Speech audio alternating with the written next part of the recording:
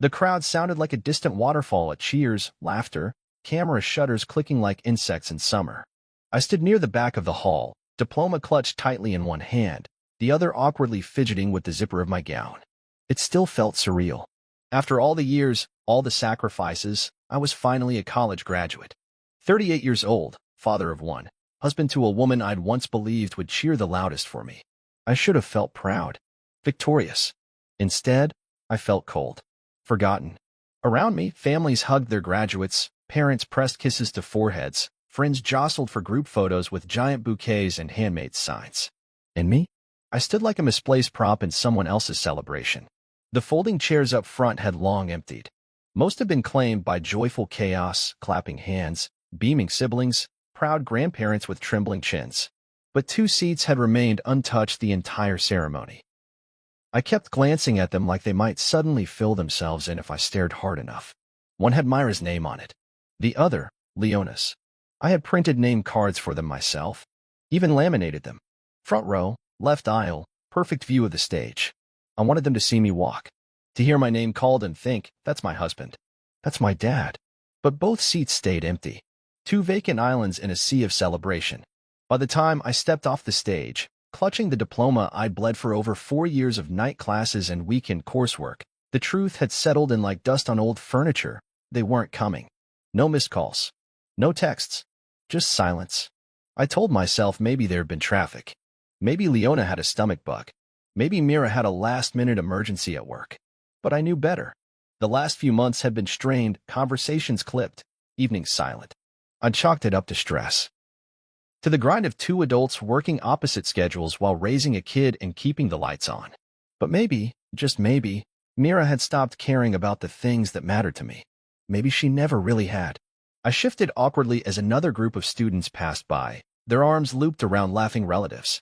A young woman I'd taken psych class with gave me a sympathetic smile before turning back to her excited mother. I nodded reflexively, unsure if she'd noticed the 2 empty chairs too. I couldn't tell if it was pity or politeness in her eyes, and I didn't want to linger long enough to find out. For a brief second, I considered asking someone to take a picture of me. Just one. Proof that I had been here. That I had done this. But the thought of forcing a stranger to smile on cue, to pretend we shared some bond of joy, it felt like rubbing salt into a wound. So I walked toward the back, away from the flashes, the claps, the applause that felt borrowed from someone else's life. I didn't have a party waiting at home. No dinner reservation. I'd even bought a card for Leona to give me, left it on the kitchen counter with a pin and a note. Just write anything you want, kiddo. It'll mean the world. I'd hoped it would become a keepsake. Now, I wasn't sure if it had even been touched. The gown felt heavier the longer I wore it, like it was absorbing the weight of my disappointment. I should have taken it off, but I didn't know what to do with my hands without it. It was like a costume I didn't want to shed yet. The last shred of proof that I had accomplished something important. Something real. I watched as another graduate's mother wiped away tears and kissed her son on the cheek. He laughed and pretended to be embarrassed, but the pride on his face was unmistakable. I used to dream about that moment. Myra's eyes lighting up, Leona running into my arms, her little voice shouting, "Daddy, you did it." Instead, I got silence. I tried not to cry. Not here. Not now. I'd promised myself I wouldn't make a scene. I learned a long time ago that grown men crying in public makes people uncomfortable. They don't know whether to look away or lean in, and neither response feels good. So I bit the inside of my cheek and focused on the exit sign glowing at the back of the hall. It wasn't bitterness I felt. Not yet. Just something emptier. Like a balloon slowly losing air. I had imagined today as the summit, the final step in a long, grueling climb. But standing there alone, with the scent of flowers and congratulatory perfume in the air, it felt more like a detour into quiet heartbreak. I didn't need a banner. I didn't need confetti or champagne. I just needed them. Their presence. Their faces in the crowd. One look from Mira, one wave from Leona, would have been enough to remind me that this fight was worth it. Instead, all I had was a gown that didn't quite fit right, a diploma slick with sweat from my palms, and 2 chairs I couldn't stop glancing at like a fool waiting for a miracle. I stayed longer than I should have, hoping for what I didn't want to admit, that maybe I was wrong, that maybe they'd show up late and breathless, faces apologetic, arms flung around me with belated joy. But they didn't. And eventually, the crowd began to thin, and the cleanup crew started folding chairs. That's when I realized something deep and sharp. I had shown up for myself, and no one else had. Not today. And maybe that needed to be enough. I was halfway to the exit when I felt it, that soft tap on my shoulder. It was delicate, almost hesitant, like the person behind it wasn't sure they should be interrupting. I turned, expecting to see a fellow graduate or maybe someone handing out pamphlets about alumni services. What I didn't expect was Dean Carolina Whitmore. We'd spoken maybe 3 times in 4 years.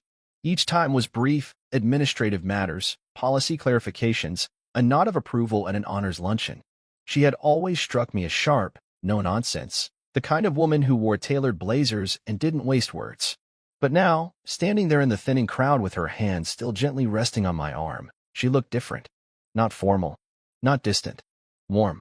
"You're not leaving yet, are you?" she asked, her voice softer than I remembered.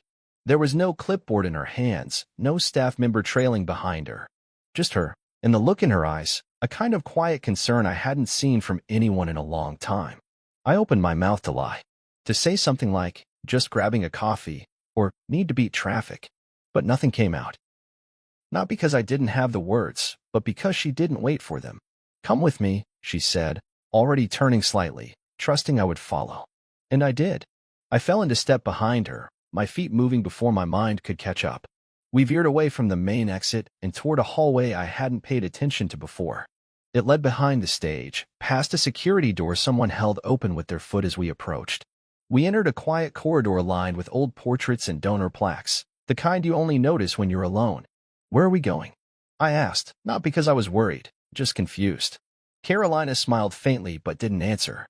"You'll see." The hallway ended at a small door with a window that had been fogged over with age.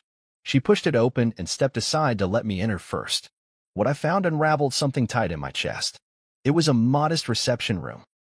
Beige carpet, folding chairs arranged in a loose circle, a small table near the wall with plastic cups, and a tray of cookies that looked homemade. I had expected emptiness. Silence. But the room wasn't empty. And it wasn't silent. Inside were about a dozen people, some I recognized instantly. Professor Delaney from my ethics class looked up from a cup of punch and grinned. "There he is," he said, like I was an old friend finally arriving at a dinner party. A few others nodded, smiling. Dr. Singh, who once stayed late to help me understand a public speaking rubric, lifted her cup in a silent toast. Bethany, the campus librarian, stood beside the snack table, arranging napkins with the same quiet precision she used when shelving books. For a second, I didn't know what to do. I just stood there, blinking. It felt surreal, like I'd stumbled into a memory I didn't recognize as mine. "I told them you might try to leave without saying goodbye," Carolina said from behind me. "We thought you deserved something better than that." I turned to look at her. "Why?" She gave me a look that was hard to interpret at first, half stern, half kind. "Because we noticed," she said plainly. Bethany stepped forward. "You came in every Tuesday night with your daughter. Always said hi. Always polite." She smiled softly. "We saw you." Dr. Singh nodded. "You asked good questions. Even when you looked tired enough to fall asleep in your chair." I didn't know what to say. I had spent so much time feeling like a ghost on campus. A silent commuter. The older guy in the back row who left quickly and submitted his assignments with apologies for formatting. I'd assumed no one remembered me after each semester ended. That I was just another face moving through the system, unnoticed, unremarkable. But they had noticed.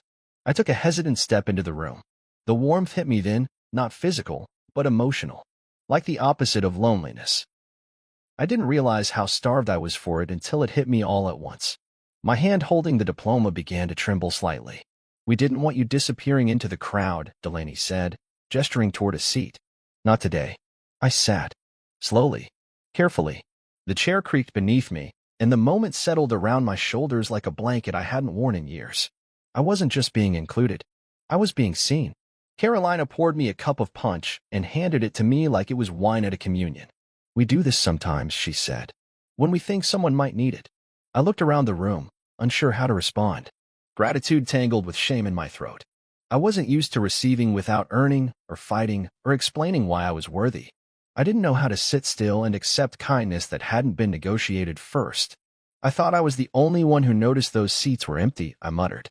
Bethany shook her head. "Empty seats don't go unnoticed. Not when they're meant for someone." The others murmured agreement. A strange tightness gripped my throat. I blinked fast and focused on my cup. No one pressured me to talk. No one asked what had happened. They just made space for me. In that small room, among modest cookies and lukewarm punch, I felt something I hadn't felt all day. Acknowledged. And it meant more than any applause echoing in the hall outside. I stayed quiet for the first few minutes, nursing my punch like it held the answer to a question I didn't know how to ask. The voices in the room blended into a soft hum, the kind of background noise that felt oddly comforting.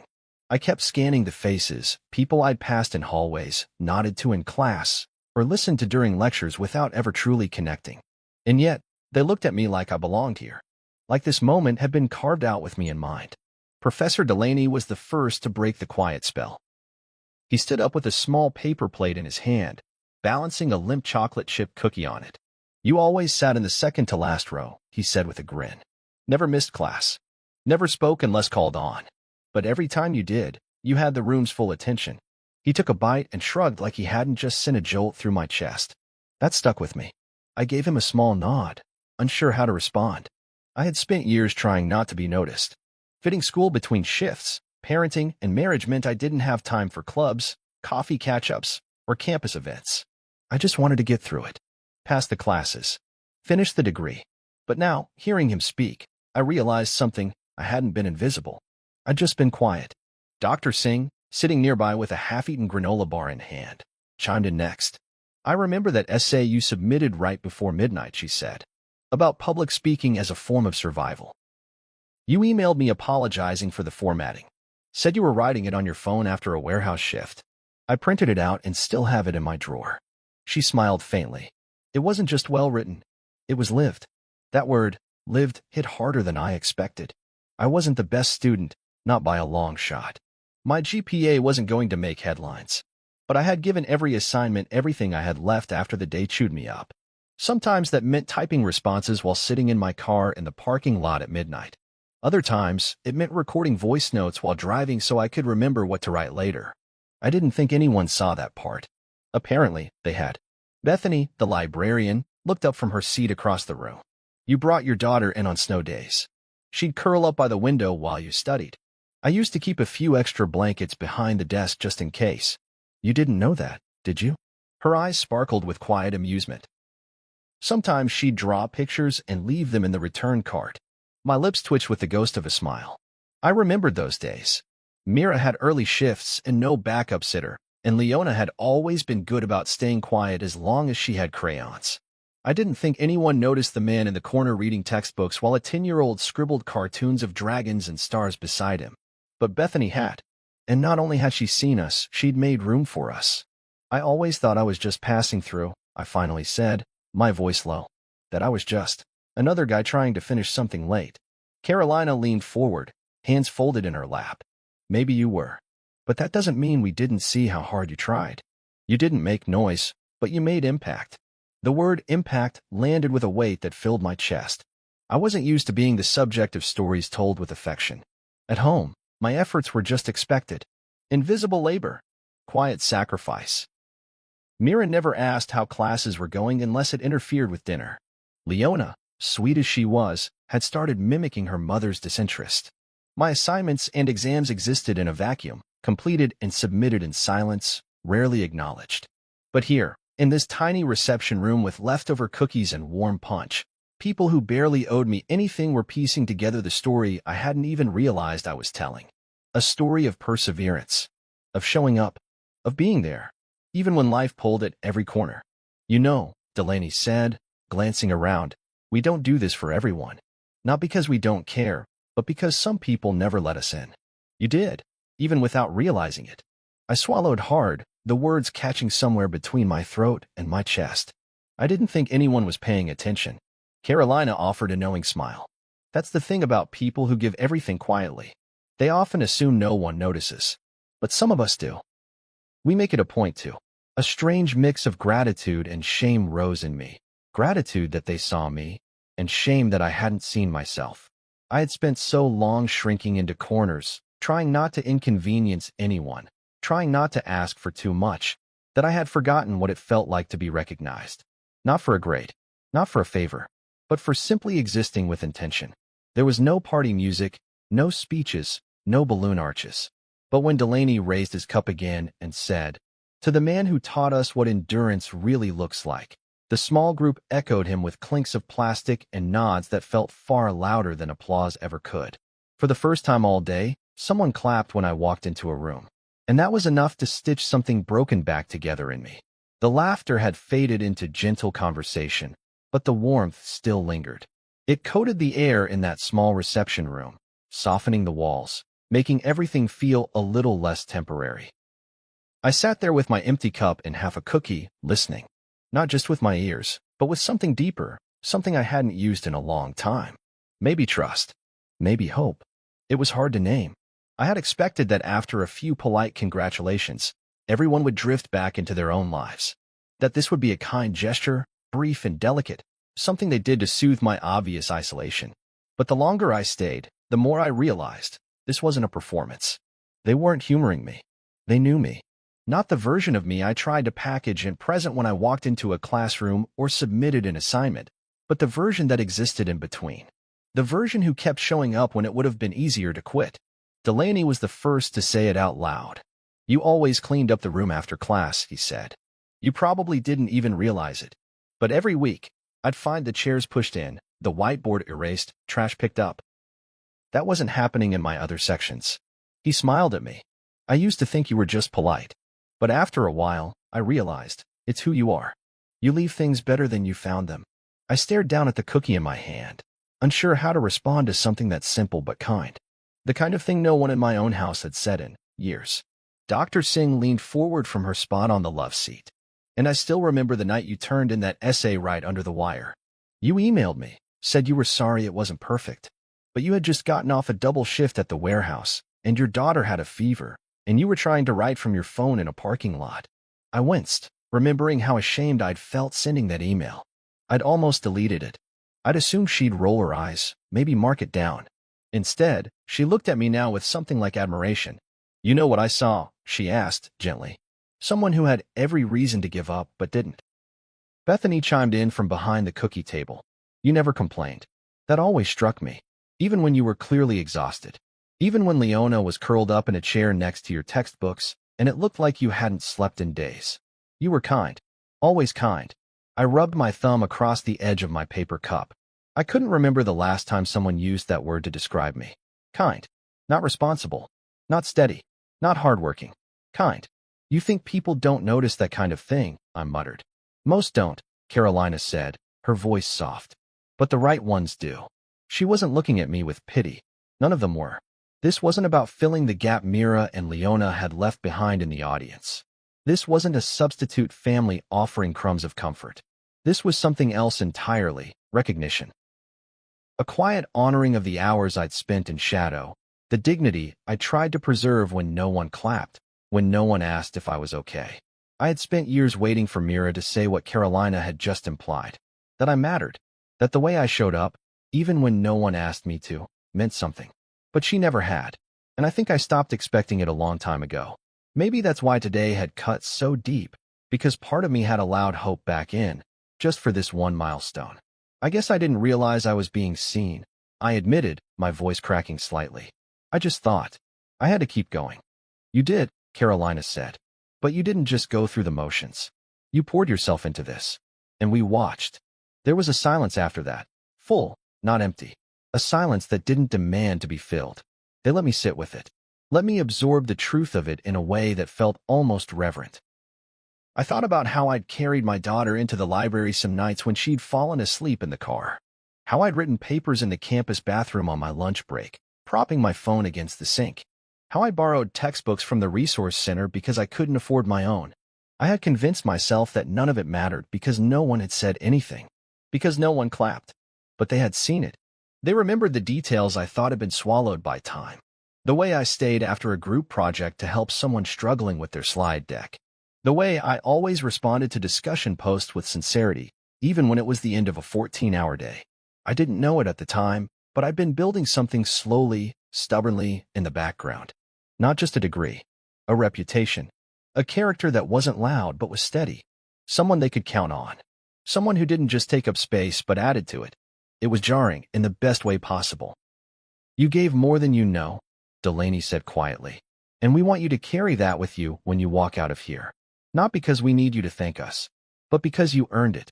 I nodded, my throat too tight to speak. For once, I let the emotion sit on my face without wiping it away. No mask, no brave front, just truth. They saw what I hadn't. And that realization, strangely enough, made me feel whole again. I drove home slower than usual. Not because of traffic, there wasn't much at that hour, but because every green light felt like a nudge towards something I wasn't ready to face. The sky had gone from gold to a tired gray, the kind that blurred the edges of streetlights and made everything look washed out. I kept glancing at the passenger seat, where the envelope sat like a fragile truth. That card, that check, those words, they were more than tokens. They were evidence that someone, somewhere, had seen me. That today mattered, even if the two people I loved most didn't think so. I pulled into the driveway and turned off the ignition, letting the engine's hum die into a silence that stretched too far. Our porch light was on. The front window glowed with the soft flicker of a TV screen. I took one more breath and stepped out of the car. The house was still. Too still. When I opened the door, the familiar scent of laundry detergent and leftover takeout greeted me, along with the low murmur of a game show playing in the living room. Mira was asleep on the couch, still in her work clothes, dark slacks, a button-up blouse slightly wrinkled from the day.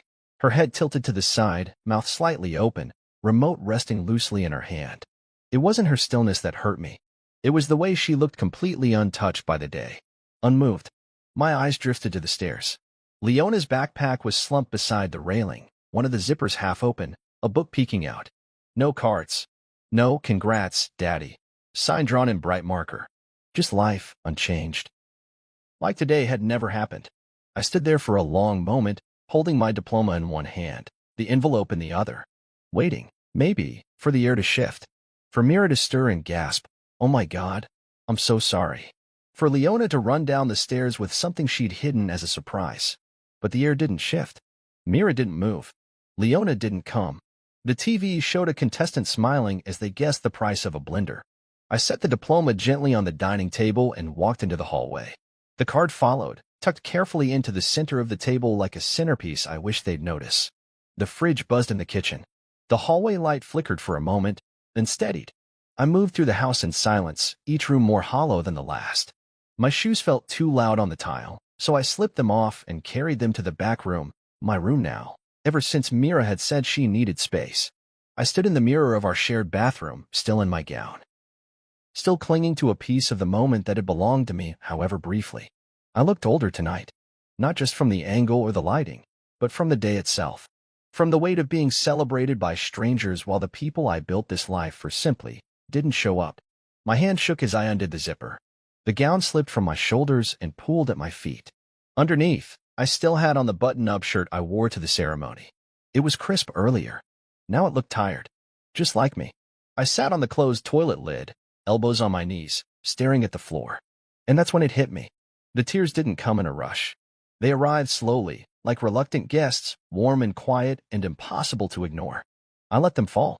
No sobbing, no wailing, just the quiet leaking of everything I'd held in since stepping off that stage. I hadn't expected a parade, but I had expected them. Mira and Leona. Their faces in the crowd. Their arms waiting for me at the end of that walk. Their voices yelling my name. I had imagined that moment so vividly that now, without it, the day felt incomplete. Stolen. I didn't want to be angry, but I was. Not just because they weren't there, but because they hadn't even tried. No text. No call. No, I'm sorry. It was as if my graduation was just another Thursday, just another errand they had no reason to care about. I wiped my face and flushed the toilet just to make noise. Something to break the stillness. When I came out, Mira had shifted in her sleep, her back to me now. Her hair fell over her shoulder, and the blanket we kept on the couch was tangled around her legs. I considered waking her, standing there in front of the TV and asking the question I'd been choking on all day, "Why didn't you come?" But I didn't, because I already knew the answer. It wasn't that she forgot. It wasn't even that she didn't care. It was that she didn't see it the way I did. She didn't see this degree as survival, as transformation. To her, it was just another thing I was doing. Another reason I came home late or sat up at night typing instead of watching Netflix with her. Another excuse. So instead of waking her, I walked upstairs and checked on Leona. Her bedroom door was ajar. She was asleep, curled on her side, her small fingers wrapped around the edge of her blanket like it anchored her to something better. I stood in the doorway for a long time, the kind of long that makes your chest ache. This degree was supposed to be for them. For her future. For Myra's peace of mind. For the life I swore I could provide. But tonight, standing in the dark hallway of the house I fought to keep, I started to wonder if maybe, just maybe, it was supposed to be for me too. I went back downstairs, turned off the TV, and left the diploma on the kitchen counter where the bills usually sat. Maybe tomorrow someone would notice it. Maybe they wouldn't. But tonight, for once, I let myself be proud, quietly, alone, completely. Because even if no one else clapped, I knew what it took to get here. And that had to count for something. The next morning felt like any other. The alarm buzzed at 6:45 a.m., and sunlight spilled through the blinds like it had every day before. Mira was already up, standing in the kitchen in her robe, pouring coffee into the same chipped mug she used every morning. The TV was on, low volume. Leona sat at the dining table munching on dry cereal, swinging her legs, still in her pajamas. It could have been any morning from the last 5 years. Except it wasn't. Because this morning, I had graduated. And no one had said a word. I stood at the edge of the hallway for a moment, holding the doorframe like I needed it to stay upright. My diploma was still on the kitchen counter where I had left it the night before, partially covered now by junk mail and a flyer from a pizza place. Mira didn't look up as I entered. She took a long sip of coffee and scrolled through her phone with her free hand. I waited. Maybe she'd glance up. Maybe there'd be a delayed reaction, a flinch of guilt, a soft smile, even a simple hey. But there was nothing. Just the sound of Leona crunching cereal and the soft hum of the refrigerator. I cleared my throat. Mira glanced up, her expression unreadable. "You want coffee?" she asked. That was it. No, how was the ceremony? No, sorry we missed it. Just caffeine. I walked past her to the counter, picked up my diploma, and brushed off the flyer covering it. The embossed letters shimmered faintly in the morning light. Still proud, still mine. I graduated yesterday, I said, voice even. Mira gave a small nod and turned back to her phone. I know. You didn't come. She paused, her fingers hovering over the screen. I had a rough day at work. The words hit me like a cold slap. Not because of what she said, but how easily she said it. Like we were discussing the weather. Like everything I had worked for, sacrificed for, had been optional background noise in the day she decided was too long to include me in. The seats I saved for you and Leona were right up front, I said. I printed your names. I laminated the cards. She sighed. Actually sighed. Don't guilt me, okay? I was tired. And honestly, I didn't think it would be a big deal. There it was. The sentence that split something wide open inside me. I didn't think it would be a big deal. I looked at her, really looked, and realized she wasn't being cruel. Not intentionally. She genuinely didn't see it. The long nights, the missed family dinners, the weekends I spent holed up in the library, all of that had never registered as a sacrifice to her.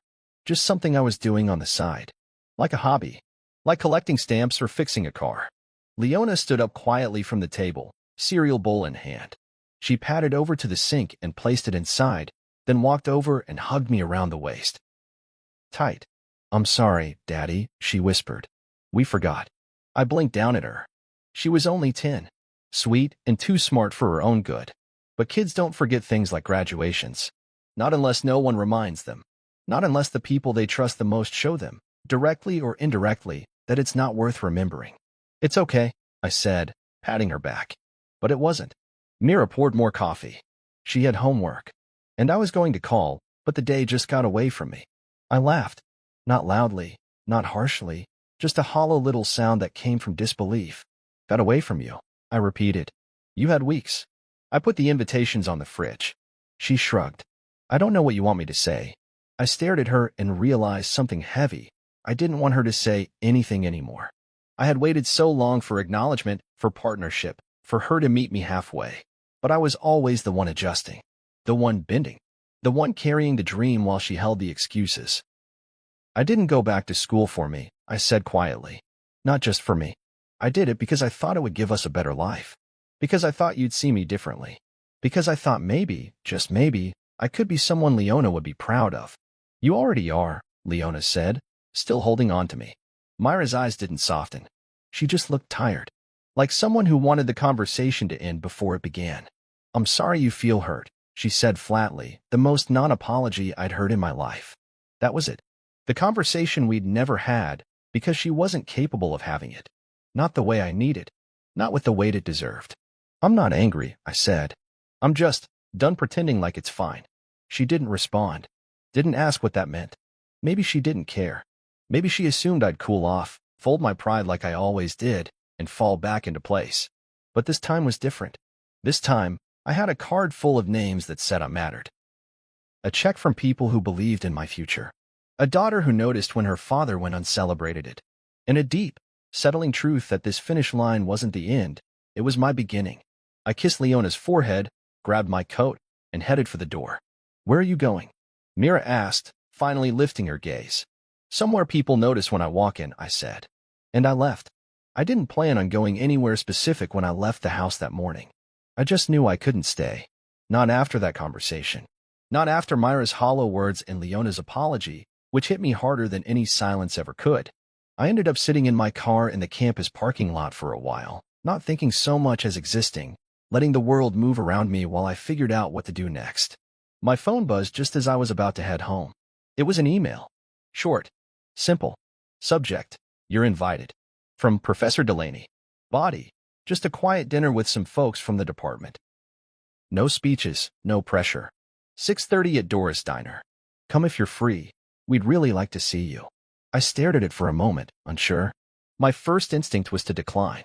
I didn't want to be a charity case, some stray they'd taken in for the day because my family didn't show. But something in the tone of the email settled me. No pity. No performance. Just an invitation. I showed up 15 minutes early, parked down the street, and sat in my car again, watching the orange glow of the diner's neon sign flicker against the windows.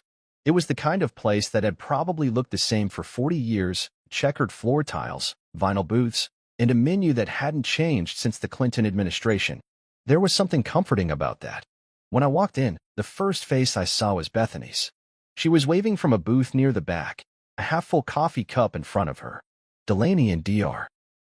Singh were already seated across from her, each holding laminated menus like they'd been there a dozen times before.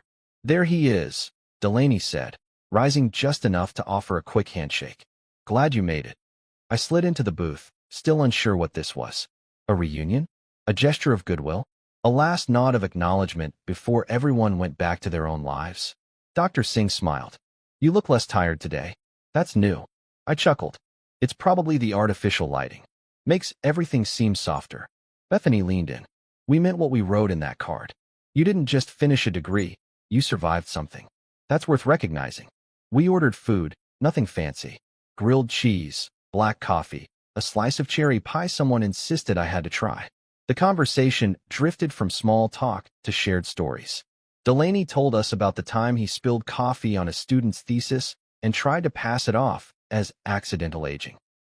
Bethany recounted a fire drill that turned into an actual emergency when someone brought a microwave fish lunch. Dr. Singh shared how she once lectured an empty room for 10 minutes before realizing her class had been moved. And then, slowly, the story shifted. Became more personal. Delaney talked about how he almost dropped out of his master's program after his father died. Bethany admitted she hadn't started her career until 35 because she was raising her younger siblings.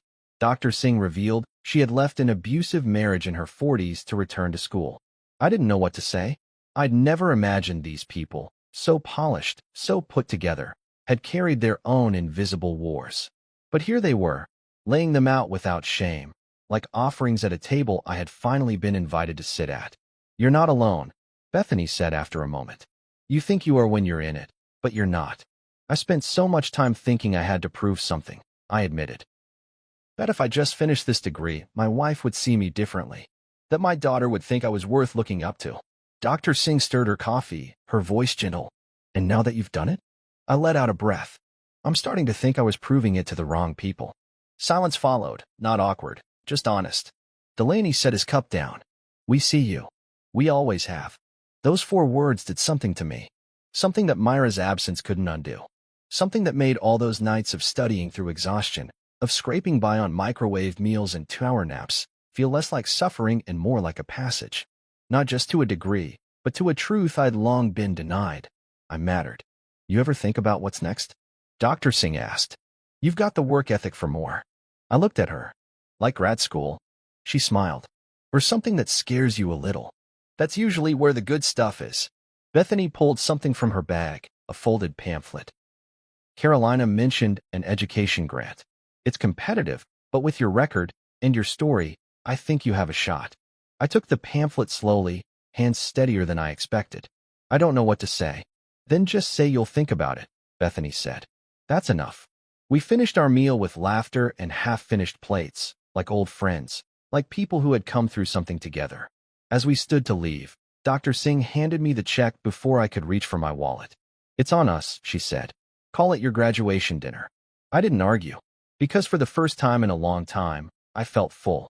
Not from the food, but from being seen, being heard, and finally being welcomed into a room where I didn't have to shrink to fit. It was 3 weeks after graduation when my phone buzzed, tucked deep in the side pocket of my jeans as I reached for a head of lettuce in the grocery store. I didn't check it right away.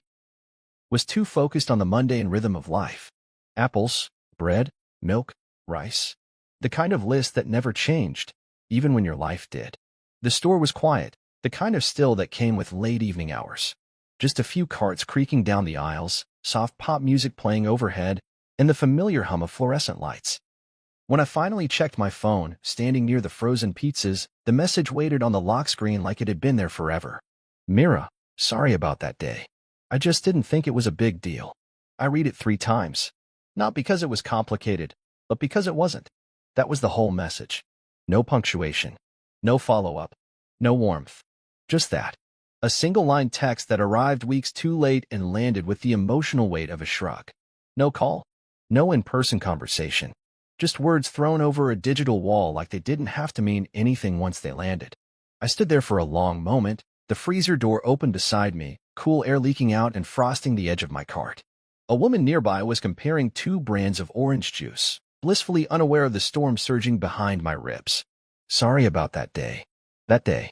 Like it was a dentist appointment she forgot to reschedule. Like it wasn't the moment I had dreamed of, worked for, sacrificed for. Like it wasn't the day I had saved 2 seats for my wife and daughter and watched them stay empty while strangers clapped for me. I started to type a response. It was more than just a day. You should have been there. You missed something important. I erased each one. Not because I wasn't angry, I was. But because I suddenly realized I didn't need her to understand anymore. I didn't need Myra's apology to validate what I knew in my bones. That day mattered. I mattered. And she didn't show up. I didn't respond. I just locked the phone, dropped the frozen pizza into the cart, and kept moving. But something inside me shifted as I turned the next corner of the store. For so long, I had measured my worth against her approval. I had chased her attention like it was oxygen. I'd worked 2 jobs, cooked dinners, raised our daughter, and taken on student loans not just for the life I wanted, but for the belief that, one day, she'd look at me and say, I see you. She never did, but Carolina had. Delaney, Bethany, Dr. Singh. People with no obligation to care had reached out anyway. They'd written cards, clapped in small rooms, handed me pamphlets about possibilities I hadn't even dared to dream about yet. And maybe that meant something far more real. By the time I made it to checkout, I had made a decision. I pulled out my phone again, not to text Mira, but to scroll through my emails until I found the one from Carolina.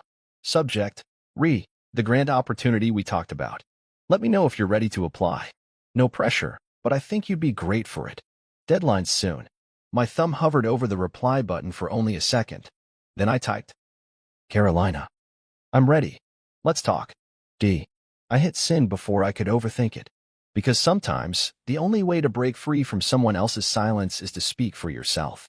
When I got home, Mira was in the kitchen stirring something on the stove. Leona was at the table, working on a math worksheet, her pencil tapping softly against the edge. I set the groceries down without saying much, unpacked them in silence. Mira didn't mention the message. Didn't ask if I'd seen it. I didn't bring it up either. That part of us was done. Later that night, after Leona had gone to bed, I sat at the kitchen table filling out the first half of the grant application. It asked about background, goals, impact. Normally, I'd agonize over a section like that, wonder what sounded professional, what tone would strike the right chord.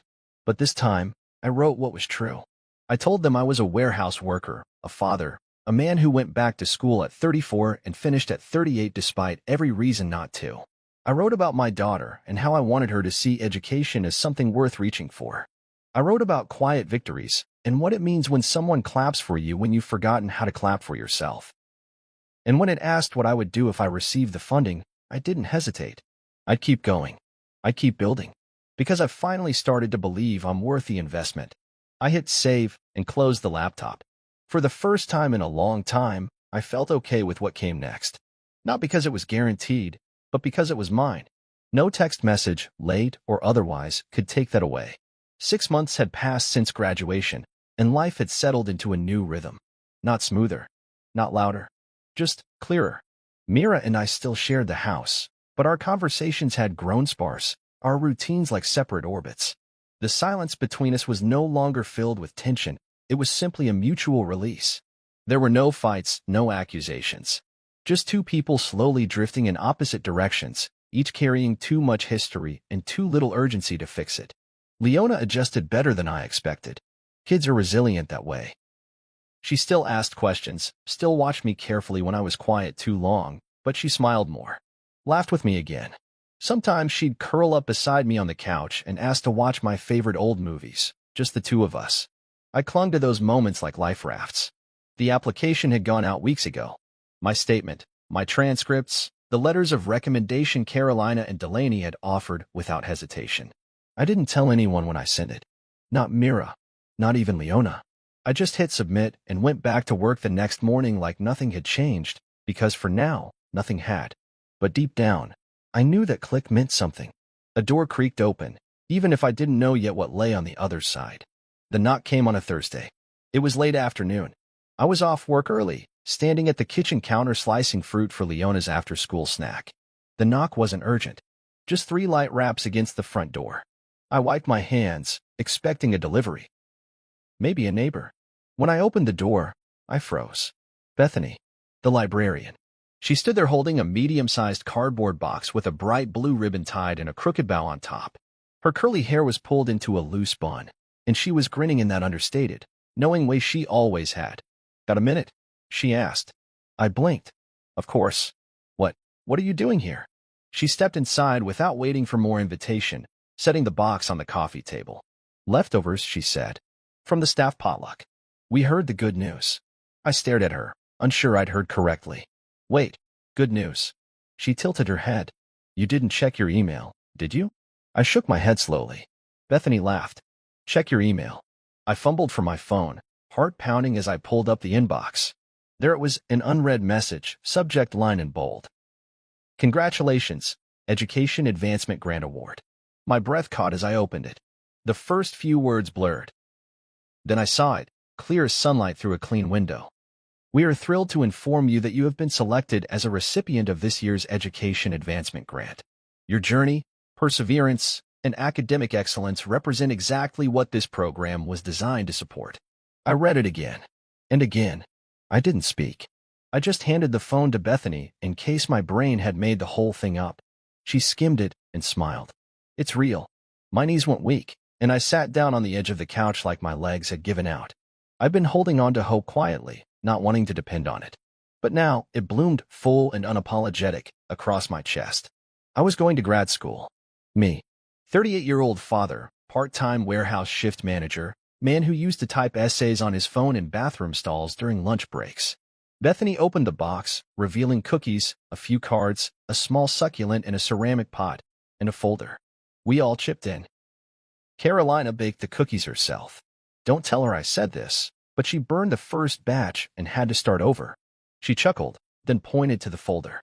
"There's a list of resources, a few notes of encouragement." "Oh, and this." She pulled out a small card with the words "Keep Growing" written in delicate handwriting. A tiny drawing of a sprout was drawn underneath. I felt tears pressing behind my eyes. Not the painful kind. The grateful kind. "Thank you," I whispered. Bethany sat beside me, her voice quieter now. "You've done more than most would ever try. You didn't just go back to school. You rebuilt yourself, without applause, without help, without shortcuts. This grant isn't a gift. It's recognition. You earned this." I looked at the plan in my hands. Something so small, so alive. It felt like everything this moment was supposed to be. Just then, I noticed movement outside the window. Carolina sat in the passenger seat of a small gray sedan, waving with both hands through the windshield. Delaney sat behind the wheel, honking once and grinning like an uncle who'd just watched his nephew score a winning goal. Seriously? I said, laughing. They came too. Bethany nodded. We told them not to overwhelm you all at once. So they stayed in the car.